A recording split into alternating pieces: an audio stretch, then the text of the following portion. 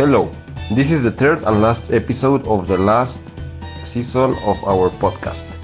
This time we will be talking about a movie again. This time the movie is called The Spy That Came from the Cold. Let's give a small summary of the movie first.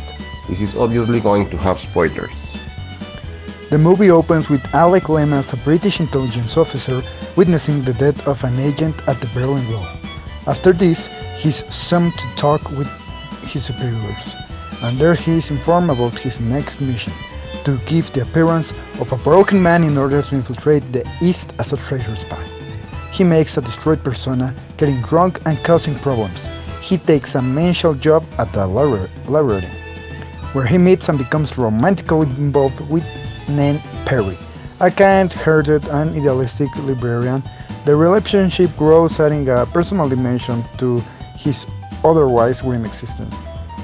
Lemas's behavior attracts the attention of East German agents, who see an opportunity to exploit his apparent bitterness towards the British intelligence services. He is approached by East German operatives and agrees to defect, setting the next phase of the plan into motion. Lemas is taken to East Germany, where he meets Fiedler, a Jewish East German intelligence officer who harbors deep suspicions and resentments towards Montt, a high-ranking official within his own agency. Fiedler interrogates Lemas, who provides just enough false information to bolster Fiedler's case against Montt. Suggesting that Montt is a British double agent, the tension escalates as Montt is arrested and put on trial on evidence Lemas supplies. Throughout this period, Lemas maintains his cover despite the increasing personal risk and moral ambiguity of his actions. After being taken to a place where he can be incarcerated and being interrogated, he and his Jewish friends are taken to trial. The trial, however, reveals an unexpected twist.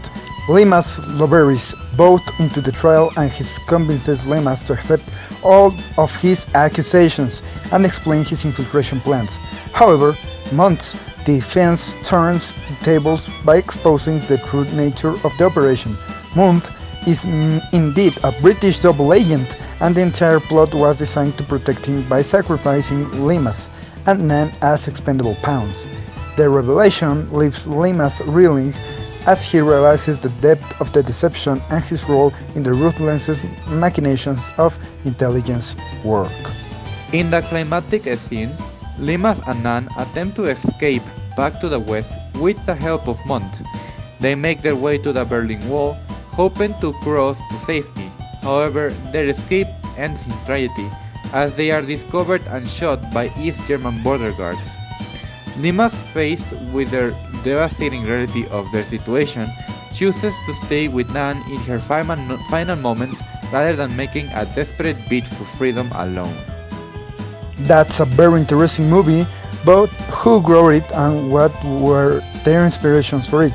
The book from which the movie was made was written by John Le Carré, born David John Moore, Cornwall, on October 19, 1931, in Dorset, England.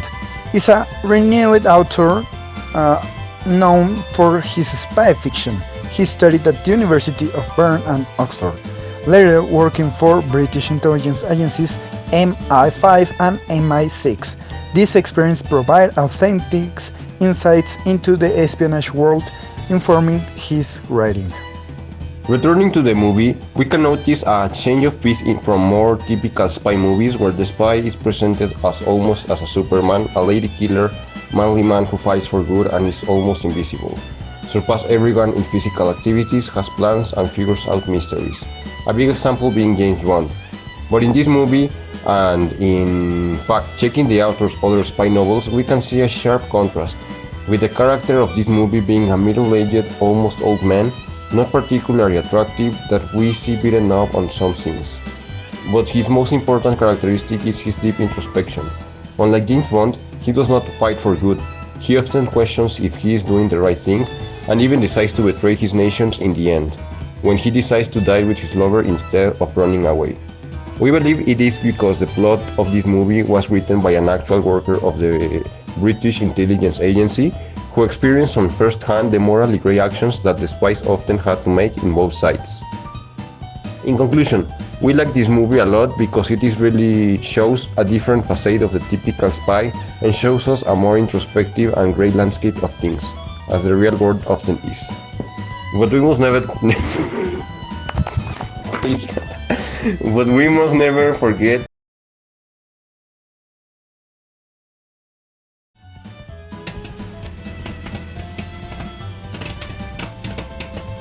ご覧いただきありがとうございます。